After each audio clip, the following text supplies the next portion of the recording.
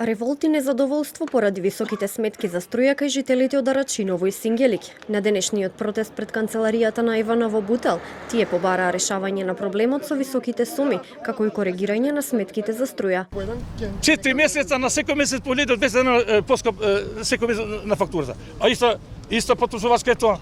Што правам јас за тие да ми дојде. Значи, од моите 14.000, само тука ми пишува само 6.000 сум трошил струја, друго да иде све во државата. Тука сакам да ми објасни државата. Го користи Евана во грб на Евана да краде струја, да ги плашка граѓаните.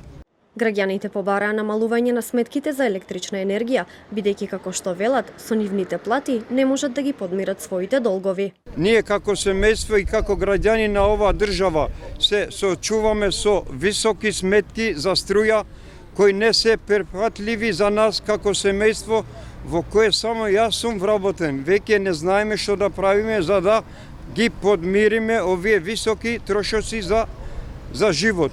Сметките што доаѓаат се над 46.000 денари и повеќе тежок товар кој секојдневно ни го оттежнува животот. Оваа ситуација е неправдена и неприфатлива. Бараме од ЕВН да преземеме идни мерки за решавање на овој проблем. ЕВН треба да престане да не краде. Нема веќе крадење, тоа е основата. Од ЕВН пак велат дека иако во Арачиново и Сингелик има целосно нова дистрибутивна мрежа, сепак граѓаните и понатаму продолжуваат да се приклучуваат на диво. Тие потенцираа дека со помош на новата дистрибутивна мрежа, кај дел од потрошувачите за прв пат се отчитува точно потрошената електрична енергија. Кражбите на електрична енергија во овие населби се над 50%. Само во последните 6 месеци има над 100 записници за кражби во присуство на Министерството за внатрешни работи. Електродистрибуцијата ги отчитува броилата секој месец.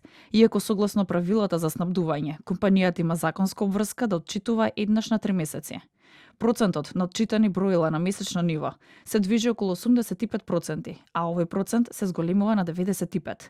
И тоа во рок од само 3 месеци.